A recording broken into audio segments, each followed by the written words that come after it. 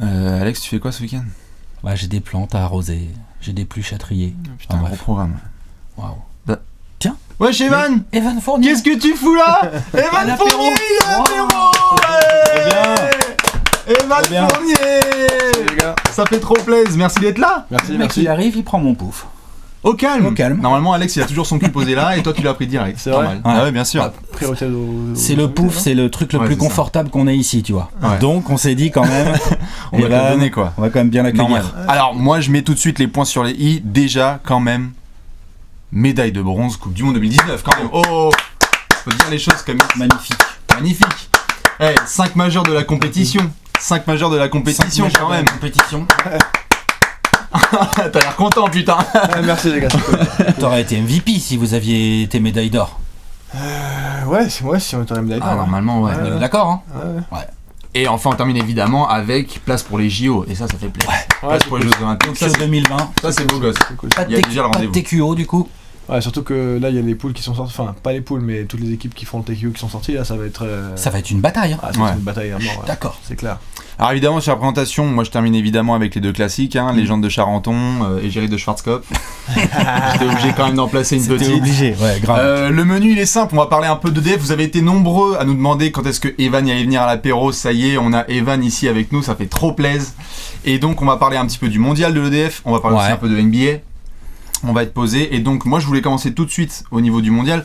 Il y a pas mal de gens qui ont évidemment réagi à tu cette perds pas de dernière temps. image. Ah ouais, je perds pas de temps. Non, direct. Direct les deux pieds, Ah, ok. deux pieds dans le plat. Après, si tu veux, on peut parler vie Non, familiale ou t'inquiète ce que pas. t'as mangé et tout ça, mais Pas de soucis. Sushi, le chien, Simba, tout ça, non, ça on verra après. Mais non, pour le coup, il y a eu pas mal de gens au niveau des réactions. Ce que j'ai trouvé cool, c'est que tu as pu toi-même t'exprimer après cette médaille de bronze et la réaction que tu as eue.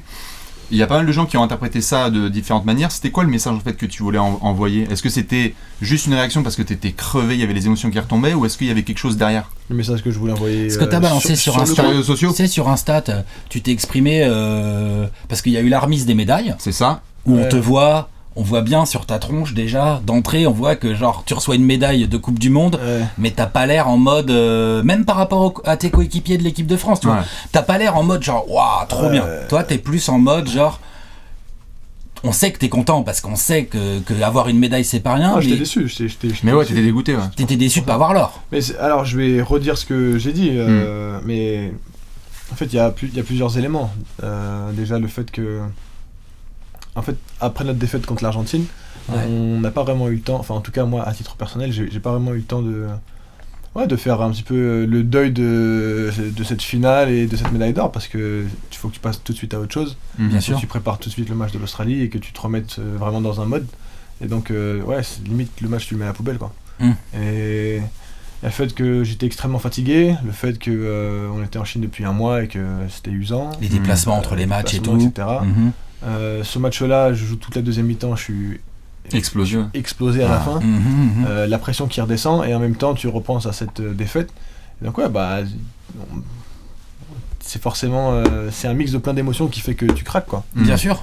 Mais en fait, Tu c'est craques. surtout le message en fait que tu as envoyé derrière. Moi, ce que j'ai trouvé cool, c'est que tu as réagi sur les réseaux et tu as dit justement. Ce que j'ai trouvé vraiment intéressant, c'était le côté. Parfois, on est un peu trop en mode participer, c'est bien à la française. Et toi, j'ai l'impression qu'il y a un peu une symbolique avec notamment Rudy, la génération 92, qui est Ouais. c'est bien d'avoir cette mentalité à l'américaine, un peu à la Carrie, où en fait, ok, la troisième place c'est super, on se serre la main, mais moi je veux la première, c'est tout. Ouais, bah écoute, sur ce message-là, c'est vrai que c'était un message un peu fédérateur. J'ai pas voulu Ouais. faire dans le hardcore, parce que j'aurais pu le faire. Mais Ouais. T'aurais dit quoi en mode hardcore? en mode hardcore, bah ça aurait été. Nique la FIBA. Pour ceux qui sont pas d'accord avec ce que j'ai pu faire ou comment je pense, bah allez vous faire foutre. Ouais. quoi. Ouais. Mais c'est pas le but. Je pense que le but c'est vraiment d'expliquer le fond de ma pensée, et c'est-à-dire que oui, bien sûr que j'étais déçu de cette troisième place, mais qu'il y avait aussi beaucoup de fierté sur cette équipe-là. Bien sûr. Et je parle pas que du résultat, je parle de la façon dont on s'est comporté, dont on a réagi, Bien sûr. voilà, la réaction qu'on a dans le troisième quart-temps. La deuxième c'est mi-temps fou. contre Ah, l'Australie. mais quoi. les deux matchs, parce que moi on a eu l'occasion de te voir lundi et notamment avec le point presse qu'il y a eu avec les Bleus et on a pu parler à pas mal de joueurs. Il y a deux moments qui me semblent ouf et je voulais avoir ta perspective là-dessus. C'est quand il y a 7 points d'avance pour les États-Unis et qu'il y a un gros run avec Donovan Mitchell et qu'il y a 15 points de retard face à l'Australie. Et là, il y a eu un truc qui s'est passé avec le DF au niveau mental. C'était comment sur le banc en fait? Parce que nous, on n'a pas ces coulisses-là. Bah, on a un groupe extraordinaire pour être honnête, et c'est une des fiertés, c'est que on a un groupe qui avait aucun vécu ensemble, quoi. On n'avait aucun vécu ensemble. On avait zéro vécu, zéro compète ensemble. On était tous dans des rôles un petit peu nouveaux, parce que finalement, Rudy, moi, c'était la première fois qu'on était leader de cette équipe-là. Et il y a beaucoup de il y a des gros points de satisfaction, et c'est vrai que le banc faisait partie de ça, l'implication qu'ils avaient pour nous, les joueurs majeurs, l'esprit qu'il y avait autour de cette équipe et le focus sur la performance. Voilà, c'était quelque chose de... Ah, ça s'est senti, hein. Ouais, bien sûr. Clairement, tout le long de la compétition, ça s'est senti. Ouais, très clairement. Évidemment, on retient les Américains. Parce que nous, on était en train de le commenter, on était devant en train de vous regarder jouer. Comme les grands Tout malades, allait bien en première mi-temps. Enfin, je trouve la première mi-temps, elle est vraiment, elle est top, quoi. C'est ça. Et le troisième quart, on a fait genre, le troisième quart, on voit Donovan Mitchell qui commence à tout mettre et tout. C'est même pas que ça. C'est-à-dire que tout au long de la compétition, on a eu une compétition de bonhomme, quoi. C'est-à-dire qu'on commence par l'Allemagne, l'entrée, il est bien. Qui est une forte équipe. L'Allemagne, ils ont pris la République dominicaine de haut, mais c'est une équipe qui aurait pu faire un vrai truc dans cette Coupe du Monde. C'est possible. Ouais. Après, le deuxième tour, Lituanie prétendant podium. Bien sûr. Australie qui aurait pu être championne du monde aussi. Enfin... Quand tu le parcours, le parcours est incroyable. Bien sûr, surtout que le groupe de Australie et le groupe de Australie et Lituanie, c'était un peu le groupe de la mort. Enfin, je veux dire, de l'autre côté, ils ont sorti le Canada et Sénégal. Donc voilà, on s'est vraiment comporté comme des bonhommes, quoi. On a eu une Coupe du Monde très dure, et je trouve que face à l'adversité, on a vraiment été très bon, quoi. Et toi, en plus, à titre perso, tu parlais de l'Allemagne tout à l'heure. Donc il y a le groupe qui rentre bien, et toi, ta Coupe du Monde, genre le premier match contre l'Allemagne. Genre, honnêtement, c'était un premier match important. C'était un premier match important, mais genre, tu vois, nous, comme on sait pas, ce qui se passe à l'intérieur du groupe, ce que Vincent Collet dit au groupe pendant toute la prépa et pendant que vous êtes en Chine en train de vous préparer et tout, nous, en tant qu'observateurs et fans de basket, on voit le premier match, on fait ok, donc Evan, c'est le nouveau leader des Bleus, tu vois. Genre c'est ça qu'on a, parce que mais dans c'est le pas jeu, du tout faire pour dire par rapport aux autres ou quoi, c'est genre ce qui se dégage du match, tu vois. Et même dès les premiers quarts, nous c'était un truc, on voyait à chaque fois que le setup dès le premier quart-temps, c'était balle à Evan pour qu'il trouve son rythme et qu'il donne le tempo offensif. Ouais, ça, c'est un truc qui est semblé hyper intéressant. T'as des gros tirs. Mais le petit one leg là. Ouais, j'ai eu des gros tirs. Le petit one leg, il est pas facile à mettre celui-là. Ouais, il est dur. Ouais. Écoute, après, c'est pas quelque chose qui a nécessairement été dit. Ok. Je pense que, parce que durant la préparation, voilà, on essayait des choses et on essayait de construire un groupe. Je pense que des gars qui étaient sur le terrain et puis même dans l'équipe, voilà, moi je dis tout le temps que le leadership ça vient naturellement et c'est pas un truc qui se force. Et à aucun moment donné, à la fin du match, on a dit donner la balle à Evan. C'est juste que voilà, je pense que je suis comme ça naturellement. J'ai un body language qui fait que les choses viennent plus vers moi, et puis je joue avec des joueurs qui sentent ça aussi, qui sentent ça et qui m'ont fait confiance, et ouais, c'est vrai que j'ai eu beaucoup d'opportunités, et puis comme j'ai bien joué, voilà, la balle les derniers bien sûr, tu vois, après c'est un thème, justement, c'est marrant que tu le soulignes, parce qu'on avait pu en parler notamment avec Nico, Amat ce lundi, et tu mentionnais ces nouveaux rôles, et justement le fait que pour toi c'était une nouvelle compétition dans un nouveau rôle en EDF. Et sans vouloir ressortir de vieux dossiers, c'est fou de voir cette évolution entre ce qui a pu se passer en 2016 et là en 2019. Quand on voit comment ça se passe là, est-ce que ça a été une discussion notamment avec les joueurs, avec le staff, avec Vincent Collet, ou est-ce que c'est un truc qui s'est fait naturellement ? Ce côté genre, ok, avant j'étais peut-être 6e homme ou scoreur uniquement, et là je suis vraiment le leader de l'EDF. Nico, il nous a dit ça cache, hein. T'as fait cette compétition en tant que nouveau leader de l'EDF. Nico, il nous l'a dit, tu vois, Bastien a interviewé Nico assez longuement, et il a dit bah ouais, Evan, c'est le nouveau leader de l'EDF. Et en 3 ans de voir cette évolution, tu vois, c'est comment t'as vécu ça, tu vois. Mais moi, tu sais, je suis prêt depuis longtemps, moi. Ouais, bien sûr, mais nous, on a cette perspective, tu vois, du public, on se dit genre, attends, c'est chelou, en 3 ans, comment est-ce que ça peut être de ça à ça ? Non, mais tu sais, je suis prêt depuis longtemps, moi j'ai toujours été comme ça. Quand j'étais en moins de 16, c'était comme ça, moins de 18, c'était comme ça. Mais même quand on t'a vu sortir du banc à Denver, quand il y a eu quelques blessures et que c'était tes premières vraies opportunités, on va dire ça comme ça, tu vois. Et que les Américains ils étaient là en mode il s'est shooté, bah ouais les gars. Non, c'est dans ma personnalité, je pense que je suis un joueur, je suis comme ça, c'est qui je suis.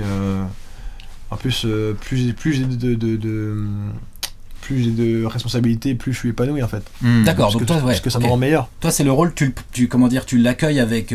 T'acceptes les responsabilités envie, et la quoi. charge qui va avec. J'adore, quoi. Ouais, j'adore, c'est quelque chose qui me transcende. C'est pas le cas de tout le monde, hein. Il y avait y en a d'autres, ça les inhibe. Mais moi, c'est quelque chose qui me transcende et qui me rend meilleur, bien sûr. Cool. D'ailleurs, il y avait une petite aparté là-dessus, je sais pas si t'avais vu, c'est juste un shortcut par rapport à la NBA. Il y avait eu une interview récemment de KD qui disait genre, moi je considère que prendre le dernier shoot c'est pas de choc, parce que justement c'est prendre la responsabilité. Je sais pas si t'avais vu ça. Non, j'ai pas vu. Non. Bah, notamment, il avait parlé du fait que les joueurs qui n'acceptent pas de prendre ce tir, en gros, quand dans les dernières minutes d'un match, tu prends ces shoots mais que tu les loupes, c'est pas de choc pour lui, ça par exemple. Ouais, je vois, ouais. Pour lui, c'est après, prendre c'est sa sûr que c'est-à-dire que quand tout va bien, quand ça rentre, et que tout rentre et que t'es à plus 10, etc., ça va, mais quand l'équipe a réellement besoin de toi, que t'es dans le dur et que t'es à moins 2, etc., et là c'est plus pareil, hein, parce que si tu te mets à rater les tirs, c'est les médias qui vont te viser toi, etc., et c'est vrai qu'il faut accepter le regard de tes coéquipiers si tu rates, le regard de ton coach, etc. Ah ouais, c'est une pression, mais toi tu l'acceptes naturellement. Ouais, j'aime ça, et puis de toute façon tu veux, voilà, enfin je sais pas, je trouve ça plus excitant que de se mettre dans le corner, quoi. Ah, c'est clair. Bien sûr. Bah d'ailleurs, pour revenir sur la compétition au global, si tu devais avoir un peu, c'est pas le mode baguette magique, on aime bien utiliser ça parfois, mais si t'avais un peu un regret sur cette compétition, je pense que ce soit un moment, parce que Nico par exemple il nous a dit c'est le début du match contre l'Argentine, les 3 premières minutes. Est-ce que toi c'est le match dans sa globalité? Est-ce que c'est l'approche? Est-ce que c'est les 2 heures avant? Ouais, moi c'est le match dans sa globalité, moi. Ouais. Okay. Ouais. C'est vrai que le début de match, c'est sûrement la partie la plus importante, parce que dès qu'il nous rentre dans la gueule, si on avait foutu 2-3 par terre, peut-être qu'il se serait calmé. C'est ça, Vincent avait dit ça, Poirier il a dit il voulait mettre un tampon quoi. Ouais, mais... Des shoots qui rentrent aussi, parce que j'ai des regrets. Ouais, le début de match c'est dur pour toute l'équipe, quoi. Il n'y a pas de tir qui rentre, alors non seulement les Argentins ils vous rentrent dans la bouche, mais en plus de l'autre côté en attaque. Après nous pas la réussite. Pour être honnête, on était lessivés. Hein. Ouais, c'est ça. On était vraiment lessivés, mais même au-delà de ça, c'est vrai qu'on aurait pu trouver un peu plus de jus et de ressources en nous pour pouvoir avoir du répondant en moins, quoi. Okay. Mais ce qu'on n'a pas eu. Mais après c'est vrai que la fatigue c'était un vrai facteur. Mais le match dans sa globalité. Surtout que le début du match, là, tu viens d'en parler, sur l'ensemble de la compétition, vos premiers quarts c'est une dinguerie.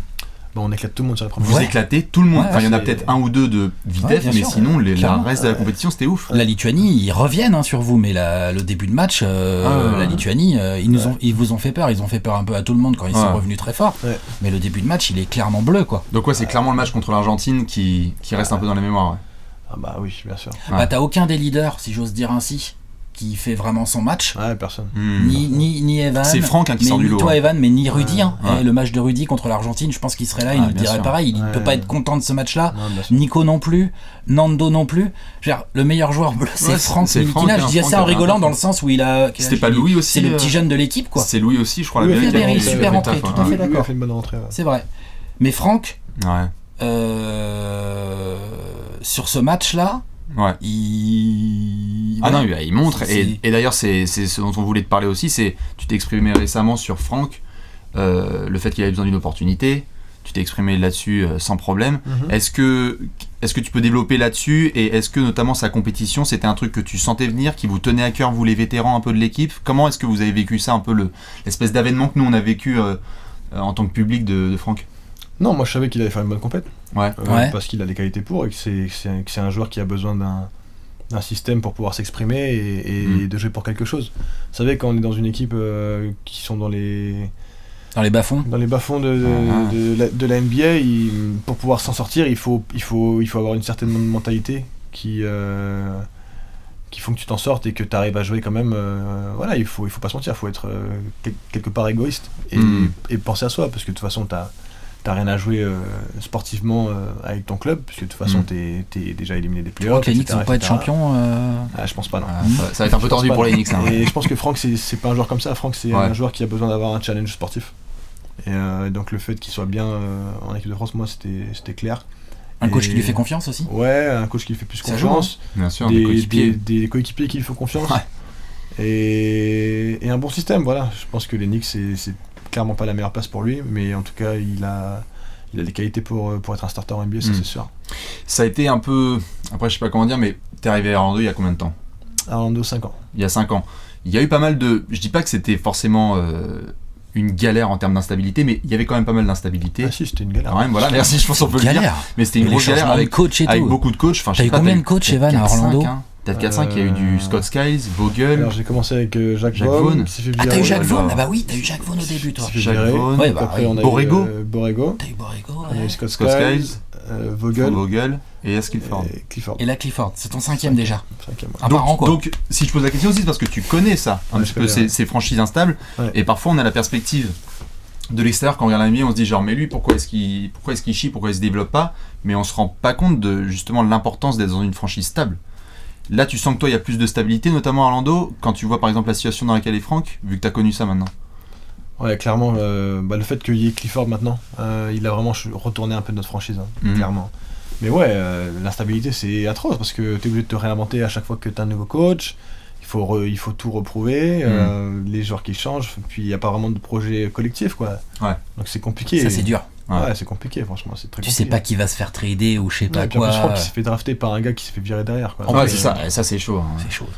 Avec toute la pression médiatique, etc. C'est Ouais, clair. Et puis attends, il y a eu combien de changements de joueurs au Knicks rien que la Ouais, saison c'est dernière. clair, c'est clair. Non mais de toute façon, Les mecs ont tradé Porzingis au milieu de la saison, ils ont récupéré Tim Hardaway Jr. Courtney, ma grand-mère. Non, mais attends, Courtney Lee, ils l'ont envoyé franchement, là-bas. ils ont fait Dennis Smith le- Jr. qui est le quand même trade juste hyper un hardcore. meneur, donc qui est juste en concurrence directe quand même clairement avec Franck. Enfin, Ouais. c'est pas facile tout Mais ça. c'est la même pour Eli, hein. Alex il est fan des Suns, mais moi j'ai été très honnête, et Léon c'est fan des Knicks. Donc pour le coup à l'apéro si tu veux, on a franchement après, je dis pas qu'il faut On souffre. lâcher les scuds, mais honnêtement en tant que observateur, les Suns et les Knicks en termes juste d'équipe, de trous, en termes de management etc, c'est une galère. Quand tu regardes On le voit nombre des joueurs de- qui terminent tellement mal. Quand tu regardes le nombre de bons joueurs, enfin, a priori que moi je considère comme des bons joueurs de basket que les Suns sont grillés ces derniers temps, des jeunes, tu vois, qui débarquent en NBA, qui ont été draftés dans le top 10 hein, par les Suns. C'est ça. Hein. Il y en a c'est pas clair, mal, c'est hein. clair C'est pas que- facile, ça joue. Hein. Faut avoir un peu une bonne étoile quoi, parfois en NBA aussi pour bien réussir. Ah, c'est important, bien Ouais. sûr. Il faut tomber Faut de la au chance, bon hein. endroit, au bon moment pour pouvoir s'exprimer. Hein. Ça, c'est Le bon management, avec des c'est mecs qui sûr. te mettent bien, des vétérans qui t'aident à t'intégrer. Enfin, il y a Ouais. plein de Non, c'est facteurs en important, fait. la situation dans laquelle tu tombes est très importante. Ah, grave. Et alors il y a un dernier point FIBA avant qu'on passe à NBA sur lequel je voulais t'interroger, te questionner ma foi. C'est après la compétition, tu as fait une interview et notamment il y avait un passage qui était hyper intéressant sur le fait que les compétitions FIBA sont souvent vues comme un sacrifice de la part de certains observateurs. L'été, on se dit ouais c'est un sacrifice. Alors que toi tu avais l'air de dire plutôt genre non ça apporte quelque chose de nouveau, c'est un nouveau type de défense, un nouveau type de jeu et il y a des joueurs qui reviennent de ces compétitions internationales en étant meilleurs. Ouais. Ton avis là-dessus? Déjà, moi, j'aime pas l'expression sacrifice. Parce Ouais. que. C'est comme il y a pas mal de joueurs qui disent qu'ils vont en équipe de France et que c'est un sacrifice. Moi, je vois pas les choses comme ça. Si tu sacrifies quelque chose, c'est un terme fort, quoi. Ouais. Ah, ouais. Après, est-ce que ça a des inconvénients? Bah oui, bien sûr. Bien sûr. Parce que tu vois pas ta famille, etc. Mais c'est pas un sacrifice de venir en équipe de France, sinon personne viendrait. Mais c'est vrai que c'est dommage que certains joueurs voient ça comme un poids plutôt qu'une opportunité, quoi. Parce que tu sais, même si tu fais les playoffs et que tu fais 2 tours, bah t'es quand même 4 mois sans basket, quoi. Si tu fais 2 tours, t'es en vacances mi-mai, quoi. Ouais, voilà. Ouais, donc tu fais 4 mois sans basket, sans entraînement, sans truc à vraie intensité. Et donc là, on te met dans un contexte où en fait, pour eux, la chose la plus proche, c'est un tournoi NCAA, quoi. Ouais, bien sûr. Tu gagnes, t'avances, tu perds, tu rentres. Et c'est quelque chose que même en NBA, si tu vas en playoff, que tu retrouves pas, parce que l'équivalent, ce serait d'avoir des Game 7, quoi. Tout le temps, tout le temps, Tout le temps des Game 7. Un match, quoi. Pas de Un série. match avec une intensité très particulière, avec vraiment, tu joues pour gagner, quoi. Tu joues pour gagner et tu sais que si tu perds, bah tu rentres chez toi, et donc c'est différent, c'est vraiment différent. Tu te prépares, t'arrives en forme. Je trouve que c'est quelque chose qui on dit tout le temps que le terrain te fait progresser, bah là c'est l'occasion de le faire. Ouais. Après, il y a peut-être le côté aussi parce que on dit, si on est en train d'avoir cette discussion, c'est aussi parce qu'on a constaté beaucoup de défections côté américain. Ouais. Parce que, mais je veux dire, Pop, il s'est Giannis lâché dans Antetokounmpo, tous les il est sens. venu défendre les couleurs de la Grèce, tu vois, Bien le mec sûr. est allé en finale de conf. Ouais. Nico Après Jokic, le vivier est différent aussi. Nico Jokic, il est, Le voilà, vivier est différent par évidemment, Non, évidemment. mais c'est surtout un manque d'intérêt et Pour la Coupe du Monde. et non, pas pour la Coupe du Non. Monde, pour juste pour pour Team USA, c'est-à-dire que pour eux ça les intéresse pas de faire des matchs contre des équipes européennes ou Ouais, des peut-être, ouais. C'est juste qu'ils sont pas intéressés par ça. Les JO ça fait rêver tout le monde, donc les mecs qui viennent, mais sinon non, quoi. Ah bah là ça y est, ils ont Bah, commencé à lâcher des j'imagine Curry, que t'as des vu un Lillard peu et là, tout. tu vois, Curry, ça y est, il est sorti en mode Ah. moi j'ai envie de faire les JO 2020. Lillard aussi, il a fait moi je veux bien jouer les backups. Enfin, Non, ça a gueulé, je pense. c'est sûr que l'équipe américaine va avoir une autre tranche là en Tant mieux, 2020. c'est bien. Bah tant mieux, je suis d'accord. C'est ça élève le niveau de la compétition. donc du coup, Alors. quand t'es l'EDF et que tu veux y être l'été prochain, tu te dis vas-y, je veux me taper les vraies grosses équipes. T'inquiète pas, on leur rappellera que c'est parce que la France les a fumés et Bien qu'ils sûr. envoient l'artillerie. Ça y est, c'est bon, c'est dans l'histoire. Bien sûr. Alors maintenant, on va parler un peu de NBA, évidemment. Premier sujet sur la Free Agency 2019, Ouais. parce que nous, on voit ça un petit peu de loin en tant qu'observateur. Comment c'est en tant que joueur, par exemple, toi, dans ta situation, on savait qu'il y avait des gars dans votre équipe, tout ce qui est Nikola Vucevic, Terence Ross, notamment, qui étaient agents libres.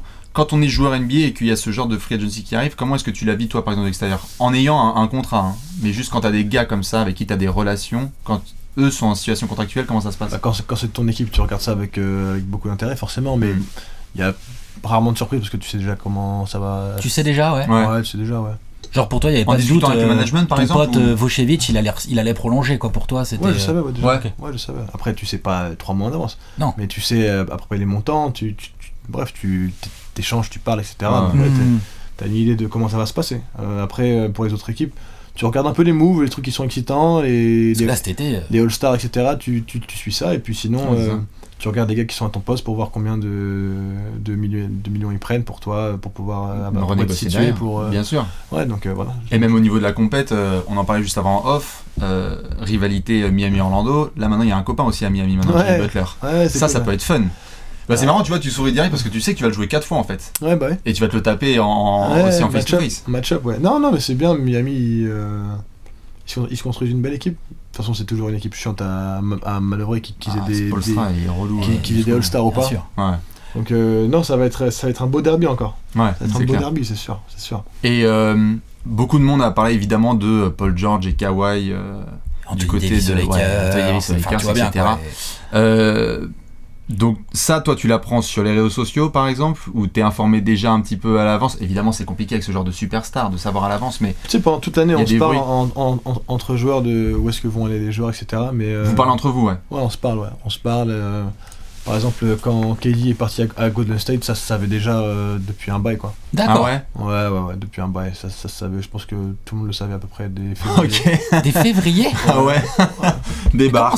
comment ça se fait que ça filtre pas du tout, du coup? Non, mais après, Si tu sais, tout le monde le sait vraiment. C'est que des rumeurs entre joueurs. Après, moi, j'y croyais pas. Ouais. D'accord. Je refusais d'y croire. Puis au final, bah ouais. Au final, en fait, il est. C'est vrai que ça leak en février. Ouais. Il y a des rumeurs à partir de février. Nous, on s'en souvient, on avait traité de ça là-dessus, mais après que ça passe de leak à un truc vrai de vrai, ça c'est chaud quand même. Ouais, après, les joueurs, tu sais, il y a un plein qui sont potes et donc qui échangent, quoi. Donc au final, c'est comme le coup de KD et Kyrie qui se rejoignent. Bien sûr, à Brooklyn. Bah, ça s'est fait, mais c'est juste que c'était pas la destination prévue. Mais au final, ça s'est fait, quoi. Mais ouais, c'est un truc de fou ce qui s'est passé cet été. Hein. C'était Et dingue. pour le coup de Kawhi, là, j'étais dans l'avion.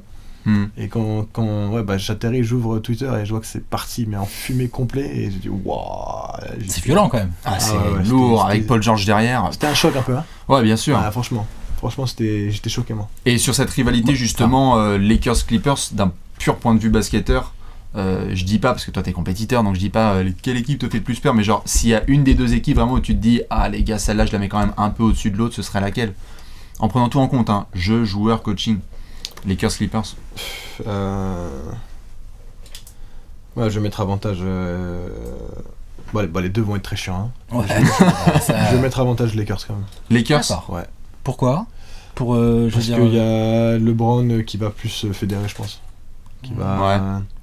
un meilleur leader, tu penses? Je pense que LeBron va réussir à mettre tout le monde d'accord. Or, chez les Clippers, je sais pas comment ils vont se débrouiller pour. Ok. C'est un peu Doc Rivers, ça, eux, là, un peu leur patron, capitaine, grosse voix, quoi. Ouais, mais bon, je sais pas, faut voir.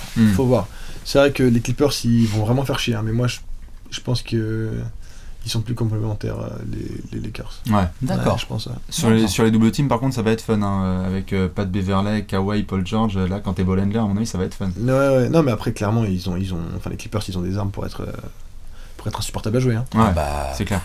Mais je sais pas, le mix LeBron et AD, moi, je me dis que ça va être vraiment sérieux, quoi. ah Ouais, bah c'est oui. clair. Non mais rien que ces deux joueurs-là, de toute façon. Puis même, ils ont rajouté des bons gars, genre une petite addition comme Danny Green, ça fait. Bien sûr. C'est vrai, c'est vrai. Pour un Avery équilibre. Bradley. Ouais, ils ont fait des bonnes choses, les Lakers. Non, c'est clair. Ok. Il y a un aspect justement par rapport à cette free agency, on voit ça bouge dans tous les sens, et c'est le côté un peu old school, new school. Quand on voit plein de joueurs qui bougent au fur et à mesure, et qu'on a un petit peu à l'ancienne cette image des Kobe, Duncan, Dirk, qui sont toute leur carrière dans une seule franchise. Évidemment, on ne te dit pas genre vas-y, il faut que tu te verrouilles et tu te mettes à Orlando, tu fais ce que tu veux. Mais c'est juste dans quelle approche toi t'es quand tu vois ça, parce qu'il y a plein de joueurs qui s'expriment sur la free agency, genre nouvelle ère, on a le droit de bouger, laissez-nous tranquilles, et d'autres qui disent ah bah non, moi j'ai envie de faire toute ma carrière à la Lillard dans une seule franchise. Je pense que c'est du cas par cas. Mm-hmm. Je pense vraiment que c'est du cas par cas. Si moi j'étais Lillard, je serais comme lui, j'aurais pas envie de partir. Ouais. Pourquoi est-ce que tu vas partir dans une ville où t'es même pas sûr de gagner, alors que t'es en train de marquer l'histoire de cette franchise et tu vas devenir le meilleur joueur de l'histoire, que t'auras ton maillot retiré, que tu seras le meilleur marqueur, etc.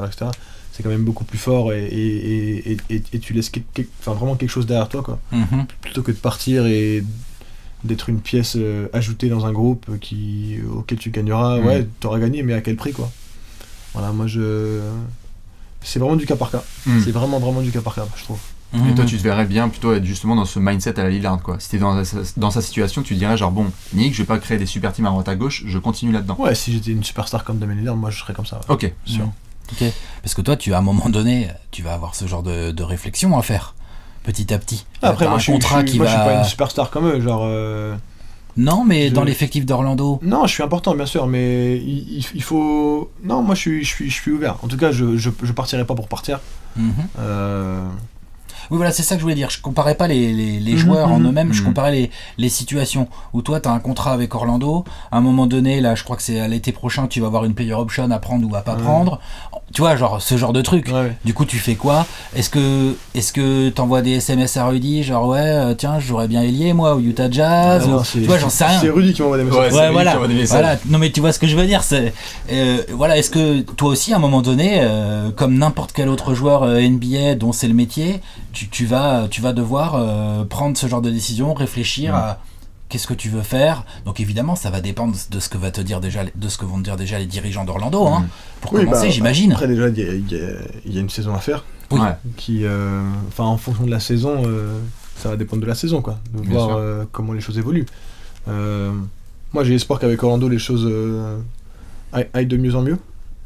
Grâce à notre coach et grâce à notre... pour la première fois, la continuité qu'on va avoir. C'est ça. Mais... Non, moi j'ai toujours dit, je partirai pas juste pour partir. Si t'es bien, t'es bien. Ouais, si je suis bien. Et tant que t'es dans un projet et que tu sens que t'avances, c'est ça qui est important. Après, bien sûr que s'il y a un contender qui vient me voir et qui me dit écoute Evan, je veux que tu sois l'un de nos joueurs majeurs, que tu fasses ci, fasses ça, bah c'est... Oui. Un compétiteur comme t'es, tu vas dire bon bah moi je réfléchis. T'as envie d'y aller, bien sûr. Ouais, t'es pas à l'abri de te faire trader un jour, hein. Malheureusement les joueurs maîtrisent pas tout non plus.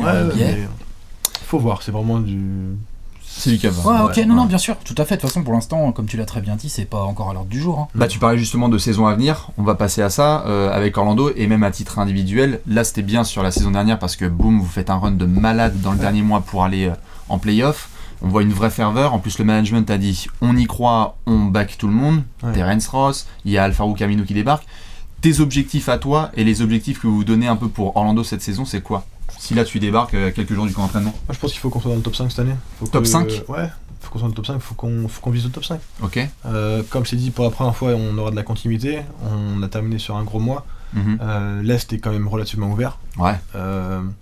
On a déjà trouvé notre façon de jouer, voilà, faut pas qu'on se réinvente, il faut qu'on sache quelles étaient nos forces et quelles étaient nos faiblesses, et qu'on avance sur ça, et qu'on soit ambitieux, quoi. Qu'on soit ambitieux et qu'on essaie d'accrocher un top 5 et de passer un tour. Il y a un gars notamment dans l'effectif sur lequel il y a beaucoup d'énigmes et de points d'interrogation, c'est Markelle Fultz. Ouais. C'est un gars qui a été peut-être pas très bien compris, qui a été pas forcément dans la situation qu'il fallait. Il a pas joué encore lui, hein. Non, pas avec il a pas joué, mais toi t'as eu l'occasion de le voir jouer beaucoup, un petit peu, pas beaucoup, hein, mais au moins de discuter avec lui un peu. Ouais, bah il traînait dans les vestiaires, mais après... Tu sais, quand t'as un gars qui arrive en cours de saison, surtout qu'il est arrivé en février, et c'était là vraiment où on a commencé notre run, on n'était pas là pour faire la conversation, tu vois. Ouais, ou du babysitting, le mec qui vient d'arriver. On était vraiment focus et on était vraiment dans un mode, et on est resté dans ce mode-là, donc c'est vrai que... Parce que c'est un numéro 1 de draft, quoi, sur le papier. Je suis pas resté, j'ai pas passé beaucoup de temps avec lui, et on l'a pas vraiment vu. Donc ça, le camp d'entraînement, ça va être l'occasion de mettre des bases, de le connaître, de carrément. Après... je trouve que c'est un pari qui était intelligent pour nous. Clairement. Simmons, c'est un joueur que j'aime bien, c'était mon gars en plus. Ouais, Jonathan Simmons. Mais il jouait pas vraiment avec nous. Donc au final, on perd pas tant parce que de toute façon, le coach le faisait pas jouer. Et on récupère un joueur qui peut être extrêmement bien pour nous. Ouais, sorti de banc derrière des vieux. Sur un poste où il y a potentiellement dans la rotation des minutes. Donc on verra. On verra, mais je trouve que c'était un pari intelligent. Pas John Hammond, mine de rien. Les Milwaukee Bucks, tu leur demandes John Hammond, je pense qu'ils aiment bien. Je pense qu'ils aiment bien, tu vois. Ah, ça change de Rob Hennigan, comme on dit. Moi, je voulais. Si on va pas développer. Rob Hennigan, c'est un autre dos. Oh la vache, Rob Hennigan, c'est clair. Enfin, il a au moins eu le mérite de récupérer Evan Fournier. Bien sûr. Regarde-le. Non, mais moi je voulais en venir plus d'un point de vue perso, toi Evan, sur ce qui s'est passé cette année à Orlando. Donc ça va en playoff, ça faisait un bail qu'Orlando avait pas mis le pied en playoff. Ouais. On est d'accord, toi t'avais pas fait les playoffs avec Orlando depuis que tu y étais. C'était plutôt un peu pas terrible quoi à chaque fois. Et là en fait je trouve ça intéressant de voir que dans ton rôle en fait à titre perso avec l'arrivée de Clifford, t'as un petit peu moins scoré que l'année d'avant. Je parle de stats purs là. Avec un pourcentage à 3 points moins bon que l'année d'avant. Par contre, à la création, pour ceux qui regardent les matchs d'Orlando, clairement t'as été plus sollicité en mode faire des différences et lâcher le ballon. Et aussi le côté très Clifford, c'est que après c'est les réseaux sociaux, ça vaut ce que ça vaut, on s'en fout, mais on voit pas mal de fois des gens qui parlent que de tes qualités offensives. T'as aussi des qualités défensives et je trouve que Clifford lui il a su d'un point de vue global faire mieux défendre le Magic, mais aussi toi Vavan quoi. De toute façon, si tu défends pas avec Clifford, tu joues pas. Voilà. Mais, alors Charlotte il l'avait montré. Mais Clifford est très bon parce que c'est pas juste il arrive à te faire défendre en groupe, c'est qu'il t'apprend la défense individuelle en fait. Il te donne des fondamentaux, il te fait faire des travails d'appui, des travails de close-out, travail de vidéo qui fait que tu progresses individuellement, défensivement.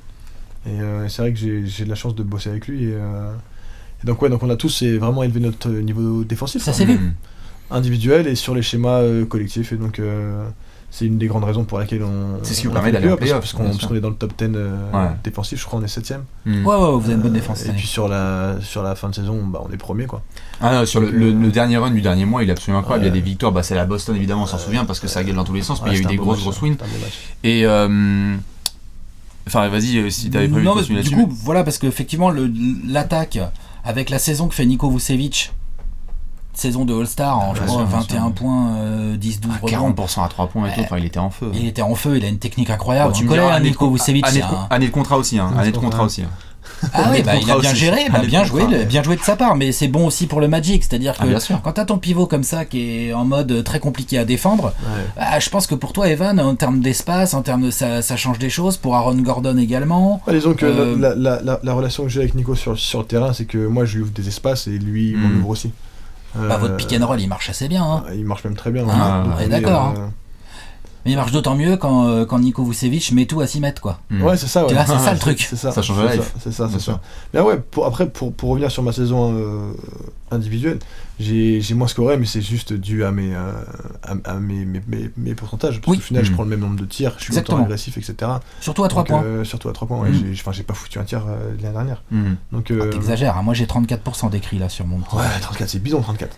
Demande à Markel Fultz qui pense de 34% à 3 points, à mon avis, il sera content, Markel Fultz. Ouais, si je suis dans mes standards, je fais ma saison à 18 comme d'hab. Tu fais ton 37%, 37-38 à 3 points. Là, on parle d'autre chose, quoi. Par contre, il y a un aspect de ta saison qu'on a essayé de mettre pas mal en avant et je voulais avoir ta perspective là-dessus quand vous discutez en tant que joueur NBA, c'est le money time. Notamment au niveau du clutch. Il y a eu pas mal de stats qui ont circulé tout au long de l'année où c'était genre Evan Fournier, enfin genre dans le money time, il y a eu du buzzer beater, il y a eu des shoots vraiment où tu poses tes couilles. Ça fait 3 ans maintenant quand même. Ouais, ça fait 3 ans, bien sûr, mais ça, est-ce que tu sens justement, et c'est pour ça que je te pose la question, est-ce que tu sens que dans la façon dont les défenses se préparent pour toi dans le money time ou la façon dont tu discutes avec les joueurs à ton poste, ça a changé? Ouais, très, très clairement, parce que j'ai mes systèmes de prédilection dans le money time, et très clairement les équipes elles le connaissent maintenant. Elles ont scouté. Elles le connaissent par cœur. Ouais. C'est quoi ton système de prédilection qu'est-ce que t'aimes bien? Genre quand il y a égalité là, puis qu'il y a 10-12 secondes sur l'horloge, il y a temps mort Clifford, ça va être pour toi, donc c'est quoi que t'aimes bien toi? Souvent c'est balle dans l'axe pour un curl. Balle dans l'axe pour un curl, ok, Balle dans ouais. l'axe où soit je peux curler, soit j'ai le Donc tir. là, Après, t'es sans ballon, là. Tu démarres sans ballon. je démarre sans ballon. Ouais, C'est ok. souvent des touches. C'est souvent des touches. Ouais. Après, Bah, celui contre Détroit notamment, ouais. le buzzer beater. Ouais, mais c'est souvent une situation d'isolation dans l'axe en fait. Ok. Isolation dans l'axe, mais Là, balle en main, par contre. ouais, balle en main. Enfin, c'est-à-dire que je reçois la balle soit en mouvement, soit je monte Ou la drop balle. off, quelqu'un te donne la D'accord, balle. ok, voilà. je comprends. Voilà, Bien sûr, bien sûr. c'est ça après.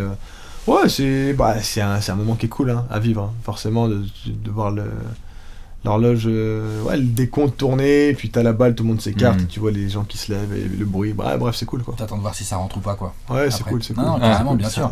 On va voir. Ouais, On va carrément. voir si justement cette saison tu peux confirmer ça parce que pour être top 5 à l'Est, va falloir en mettre des shoots clutch. Hein. Ouais, Parce c'est que dis sûr, donc, top 5 à l'Est. Bah, on va Bucks, se permettre, hein. Sixers. Bucks Sixers. Je pense quand même. Après, nous, on est en train de taffer un petit peu notre 30 jours. 30 jours. Je te cache pas que Bucks Sixers, on va quand même, je pense, les Ouais, mettre.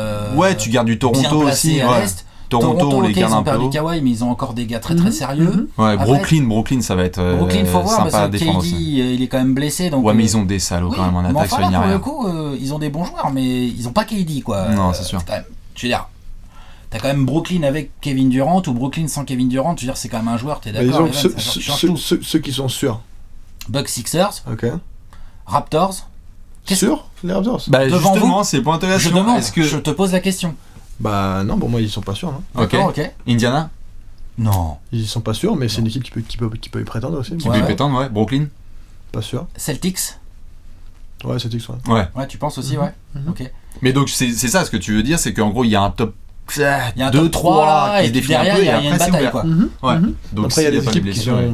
qui sont plus susceptibles de le faire, tu vois. Bien sûr que nous, on n'est pas les favoris pour être dans le top 5. Les Raptors mais- avec l'expérience, peut-être. T'as quand même Kylo. Ouais, non, mais les Raptors, ils seront bons. Bien Ils sûr. seront bons, ils seront chiants à jouer, mais. il y a tellement de Est-ce qu'ils paramètres. sont stamp garantis top 5? Non. Il y a tellement de paramètres aussi, des Ouais, bien blessures, sûr. les trucs, évidemment, bien sûr. Bien sûr. Mm. Bien sûr. Ok. D'accord, non, mais c'est vrai que c'est Ah, mais c'est pour intéressant ça, d'avoir ouais. cette discussion parce que toi, t'as un regard que nous, on peut pas avoir. Mhm. C'est-à-dire que, nous, on peut pas savoir qu'est-ce qui se dit, comment est le vestiaire du Orlando Magic en Ouais, démarrant puis, la tu sais, saison, tu vois. Chaque saison, il y a quand même des. Je sais pas, il y a sur certaines équipes, t'as la mayonnaise qui prend, tu sais pas comment, et. C'est-à-dire que les Raptors, quand tu commences la saison dernière, tu te dis pas qu'ils vont être champions. quoi. Non. Hmm. C'est vrai, on est d'accord. Et je sais pas, ça a pris, ils se sont mis à très bien jouer. Ah, parfois, c'est complètement de circonstances. Il y a hein. 2 ans, Quand c'était ça marche. Indiana, tu sais pas ce qui s'est passé dans leur putain de vestiaire, et ils sont mis à taffer. Même les Nuggets cette année. Ouais, enfin Parce voilà. que quoi. viennent de faire les Donc, Nuggets en régulière. Pourquoi est-ce que nous, ça pourrait pas être le Tout cas à fait, hein, Mm. mais complètement. Bien sûr. Ouais, ok. Il y a un petit jeu qu'on a envie de se faire. Allez, C'est compléter les phrases. ok. Je démarre les phrases. Tu vas me faire rêver là, je le sens. Là. Ah oui, oui. Ah là, tu t'inquiète, vas- tu t'imagines bien que j'ai quand même concocté un petit truc. Déjà, la première, tu y as déjà répondu, mais quand même, on le remet. Cette saison, Orlando sera Top 5 à l'Est, top 5 à l'Est. Très bien. Cette saison, Evan Fournier sera. All-Star.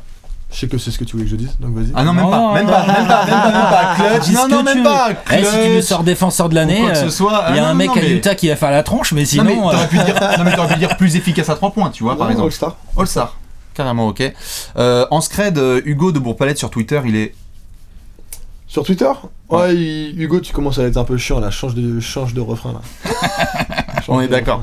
Surtout qu'il fermait bien sa gueule à Orlando. Là.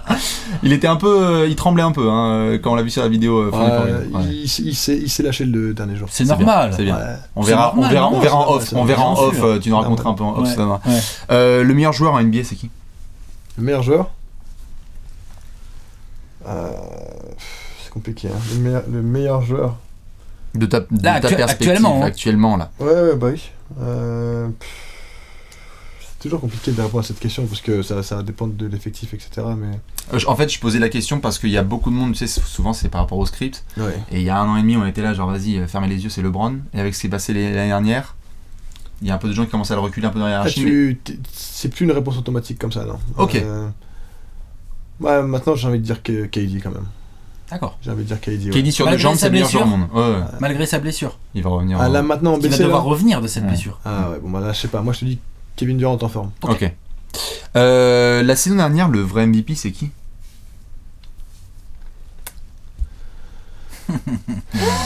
Il y a eu un gros débat entre Giannis et Harden.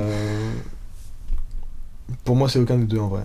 Ah ouais, C'est qui? Moi je t'aurais mis. Moi je t'aurais mis Steph ou KD. Ok. D'accord. Ouais. En MVP de la saison dernière. Ouais. Eh ben, Moi, ce qui me dérange en fait, c'est que Giannis, il est exceptionnel. Hein. Il est exceptionnel, c'est un monstre, etc. Ce qui me pose problème, c'est que tu peux pas avoir un MVP qui prend pas les derniers tirs, quoi. Je trouve que c'est problématique. c'est pas faux. C'est pas faux. Et Harden James Harden, pareil, il est monstrueux dans ce qu'il fait, mais ouais, je trouve que, je sais pas, le jeu qu'il développe, pour moi, c'est pas un jeu qui est... Ouais, c'est pas plaisant, quoi. J'ai du mal à aimer, je respecte ce qu'il fait, bien entendu, mais j'ai du mal à aimer son jeu, etc., quoi, parce que bon...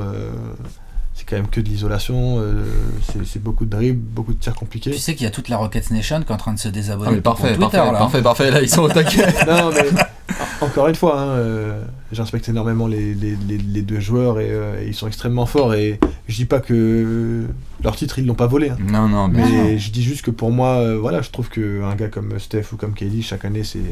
Dans la définition du MVP quoi. Ouais.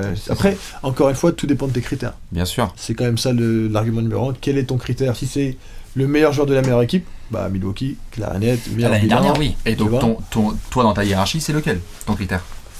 Moi c'est le joueur qui a le plus de value pour son équipe. Ok. Donc Steph ou KD toi? Ouais, pour moi c'est Ok. Steph. Le joueur dans le système, etc. Et l'efficacité qu'il a. Joel Embiid dans l'équipe de France c'est... C'est non. Ok. Ok. Le meilleur trash talker en NBA c'est qui? Ah, il est plus là, mais c'était Kevin Garnett. Ok. Ouais, lui il était chaud. Lui. Il a envoyé du sale. Ah, lui il était très très chaud. Ouais. Un peu borderline. T'es sale, borderline un peu parce qu'on a des bribes d'anecdotes sur lui, genre Ouais, il vraiment était sale. limite Quoi. manque de respect. Ouais. Ouais, Ouais, c'est ok. ça. C'est bien la réputation qu'il a. Quoi. C'est ça. J'ai cru comprendre que si Rudy il met un step back à 3 points, tu... Moi je suis tranquille.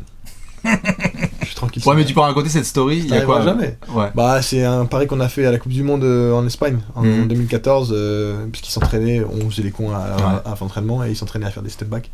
Et j'ai dit devant tout le monde que si un jour il marquait à 3 points un step back, je prendrais ma retraite. Okay. En match, Bon, tu parles en match. En match. Ah ouais, non, pas à 50 ans sur le playground. en match. Non, c'est mort. Okay. Une médaille d'or avec l'EDF, c'est C'est un rêve. pas l'objectif? Si, c'est l'objectif.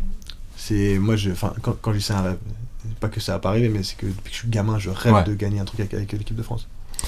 Le GOAT c'est MJ. Magic Johnson. Ouais, pas de débat.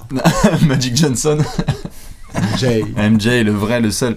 Et Léonce qui m'avait fait une bonne suggestion, c'est le meilleur conseil que t'as eu sur le basket quand t'étais plus jeune, c'était quoi? quand j'étais plus jeune, c'est-à-dire dans mes années Charenton. Ouais, par exemple, quand tu t'as veux, grandi sur le basket, tu te souviens qu'à un moment on t'a suggéré avant ça, de on t'a passer dit, pro, genre, quoi. ça Tu vraiment vois, c'était un bête de dans moment. toute la période ado, la période où tu découvres un peu les milieux pro et tout, c'est quoi le bon conseil? Le truc que tu retiens en fait, le truc auquel tu peux penser de temps en temps. Qui a fait la diff peut-être? Qui t'a vraiment servi sur quoi. le taf ou... Un des meilleurs conseils qu'on m'ait donné. De toujours me faire confiance. Ouais. De pas second guess Ok. ce que je fais sur le terrain. Ok. Continuer à shooter quand ça rentre pas, ce genre de truc. Par quoi. exemple. Ouais, bonne mentalité Bien sûr. ça. Et du coup, le meilleur conseil que t'as à donner aux jeunes, c'est Le meilleur conseil que j'ai donné aux jeunes. Toujours se faire confiance. traîner sur Twitter. Non, pas trop, non. Non, pas trop. Pas trop, non. Non, de bosser un max pour pas avoir de regrets. Ok. Ok. Eh ben, ma foi, merci pour Magnifique. ce petit jeu. Je voulais évidemment parler un petit peu de la série que tu as lancée notamment sur ta chaîne YouTube, Fourni for Real. N'hésitez pas d'ailleurs à foncer à aller la voir parce que c'était vraiment stylé de pouvoir suivre ça. En fait, c'était Les quoi coulisses, l'intention quoi. notamment? Ouais, c'est un peu les coulisses de la NBA. Tu voulais faire quoi? Juste montrer un côté chill, essayer de démocratiser un peu ça? C'était quoi? Écoute, ça fait 3 ans qu'on me proposait de faire cette série. J'ai tout le temps refusé. Parce que je disais que je voulais pas me concentrer là-dessus, etc. Qu'avec Orlando on était des pipes, donc c'était chiant. Puis je sais pas, finalement j'ai dit ok, tu sais quoi, je vais essayer, voir comment ça se passe, voir si j'aime bien ou pas. Et T'es content du coup? Ouais, je suis content. Du rendu ouais. et tout? Le contenu j'aime vraiment. Mais ce que j'aime encore plus, c'est les retours que j'ai eu, quoi. Ouais. C'est-à-dire que les gens, ils ont adoré, mais... Ah mais de ouf, hein. C'était inattendu, mais c'était trop bien. Hein. Tout le monde regarde, quoi. Ah, Tout le monde regarde. Ouais, parce que tout le monde a envie de savoir de quelle couleur est ton canap, mais aussi tout le monde a envie de savoir, genre, qu'est-ce que tu fais entre les matchs? Oh, comment tu prends l'avion pour aller d'un match à un autre? C'est quoi la vie d'un joueur bien NBA sûr. en fait? Ouais. Donc, non, les retours ont été superbes et donc ouais, je suis content de comment ça s'est passé. Ça veut dire qu'on s'attend à une saison... Saison 2, enfin je sais pas comment ça marche. Je pense pas. Ça marche par saison. Je pense pas parce que y a pas 36 000 trucs. Ouais, il n'y a pas 36 000 sujets. vrai. non plus. T'as bien Je fait le pense tour. qu'on va faire quelque chose d'un peu différent, mais on va continuer de faire du contenu pour les fans. C'est juste qu'il faut qu'on réfléchisse à la bonne manière de le faire, mais bon. Mais tu vas garder ta chaîne active. Chaîne YouTube ? Ouais. Ouais, je pense. Ouais. Je pense, ouais, mais. Ouais, parce que là, c'est bon, quoi. Tu fais un peu le tour. À la limite, tu pourrais avoir un épisode playoff, un épisode équipe de France. Mhm. Et après ça, je vais pas faire un épisode de shopping ou. Ouais, non, c'est clair. Simba, Ouais, c'est ou- le camp d'entraînement. et Jeux voilà. vidéo, machin, Jeux c'est vidéo, clair. donc, Quoique, bon. à mon avis, il buzzerait bien sur Simba, à mon avis, quand même. Ouais, mais bon, voilà, il y a pas tant de choses à dire que ça, quoi. Ouais, ouais. Et bah justement, toi tu t'es lancé notamment là-dessus avec Fournier Foril sur YouTube. Il y a pas mal de joueurs aussi qui prennent aussi leurs décisions et les annoncent sur leurs propres réseaux sociaux. Est-ce que tu sens qu'il y a un virage qui se fait où habituellement les joueurs annonçaient par exemple leurs décisions via certains médias et maintenant ils s'approprient leurs médias? Est-ce qu'on est devant une ère où des joueurs vont de plus en plus créer leur propre canal pour pouvoir s'exprimer? Que ce soit au niveau contractuel ou autre? Ou au moins, en tout cas, décider du timing. Ouais, je pense que ça, c'est du plus, média. c'est plus les stars. Hein. Ouais. C'est plus les stars. Mais bon, à chaque fois, ils se font spolier par Vosges. Ouais. Non mais tu diras par exemple LeBron, il est passé par son agence pour annoncer. KD, il est passé aussi, il a fait du teasing sur son Insta et sur l'agence de son Insta. Écoute, je sais pas pourquoi ils font ça, je pense qu'ils font ça. Moi, Ok, donc c'est leur perspective. Ouais, Ouais, ils c'est font leur ça parce qu'ils ont, perspective, ils ont des conseillers en com qui leur disent que c'est bien de faire comme ça aussi. Ouais, tu sais. c'est Après, intéressant, ça. ces stars-là, comme tu dis, Evan, c'est entre guillemets plus que des simples joueurs NBA, quoi. C'est des entreprises, enfin, tu vois, il y a tout un tas de trucs derrière, quoi. Donc je pense que ça joue aussi beaucoup. Hein. Bah, de toute façon, ce sont clairement les seuls. Donc, non, Ouais. quand je serai free agent, je ferai pas d'annonce. Tu feras sur pas YouTube. tu feras pas un FaceTime avec Tu tout peux le monde. annoncer sur Trash Talk hein, si tu veux, y a pas de Ouais. souci. Grave. Aucun souci. Il n'y a aucun problème, on en reparlera après. Tiens, il y avait juste un petit point sur lequel je voulais terminer notamment. Alex et moi, on est un peu en débat sur Aaron Gordon. Ok, dis-moi. Tous les ans, à chaque fois, on en discute. Il y a eu pas mal de hype autour de ce joueur. Il a des capacités, qu'elles soient techniques, athlétiques. On voit des matchs parfois, il explose offensivement, il est capable défensivement. Ouais. Bastien aime bien. Moi, j'aime bien. Moi, je suis moins fan. Je trouve que il la lâche jamais quand il faut. Je trouve que des fois il croque quand faut pas croquer. Enfin, je trouve qu'en termes de ce qu'on appelle là, le gros terme général, tu vois, le QI basket là, je le trouve pas dingue. Même si je reconnais hein, les Alors qualités. qu'à l'inverse, moi, je le trouve les hyper qualités que tu valuable, viens tu de vois. Quand il est bon, ça se voit dans le jeu de Frank l'équipe. Vogel qui voulait le mettre en 3. Moi, j'étais là genre what. Bah, il a joué 3 cette année. Il a joué Ouais, 3 je sais, j'ai vu. avec Isaac en Bon, 4, après, bien sûr. Isaac, c'est ni l'un ni l'autre ne sont des vrais 3, je trouve. Bah, Aaron, il a vraiment évolué cette année. Ouais. C'est vrai. Il a vraiment évolué cette année. C'est un jeune qui reste. C'est un joueur qui reste jeune. Ouais. Et coach Cliff, c'est vraiment le driver. Moi, je pense que Aaron, il est vraiment important pour nous. Et je pense qu'il va continuer de progresser. C'est surtout ça en fait. Ouais. Et il va continuer d'évoluer parce que le gars, c'est vraiment un bosseur. C'est vraiment un bosseur et c'est quelqu'un qui a beaucoup de value, tu vois. Ouais, c'est ça, il est hyper valuable. On le voit. D'ailleurs, c'était en playoff et même ce dernier run que vous faites dans le dernier mois de la saison, défensivement, quand il s'y met, c'était C'est un très bon c'était une défenseur. dinguerie. par exemple. Ah, Un très bon bien sûr. défenseur qui est très physique et voilà, comme je t'ai dit, il a énormément progressé juste sur un an et donc je suis impatient de voir quel niveau il va avoir cette année, quoi. Ok. Bah, écoute, on aura l'occasion Ouais, de ok. suivre ça de très près, évidemment. Cool. Bah voilà, écoute, du coup, nous. Merci, Evan. Bah, Ouais. merci Evan pour ce petit apéro, ça fait Merci, les gars. plaisir. Merci. Là, du coup, mon pouf. ouais, voilà, c'est ça. Toi, tu vas retourner à Orlando, c'est ça? Quand entraînement direct? Bientôt. Ouais, j'aurai une semaine de vacances là-bas, sur place. Ok. Bah écoute, nickel, tout ce qu'on C'est te souhaite bien. évidemment. Profites-en bien. Ouais, Merci, c'est merci clair. beaucoup. Repose-toi bien. Ouais, tout ce qu'on te souhaite évidemment, c'est la meilleure saison possible. Merci, les gars, Nous, c'est on se cool. suivra jusqu'à 4h du matin, comme évidemment, comme tous les jours. Comme d'hab. Envoyez plein de messages d'amour à Evan, ça y est, c'est officiel, enfin, Evan Fournier est venu à l'apéro. On va pouvoir du coup nous enchaîner évidemment avec, comme d'hab, nous les 30 prévus en 30 jours, Ouais, ma c'est foi. parti. Des bisous à tous, Ciao, merci ciao. encore Evan, ciao. Ciao.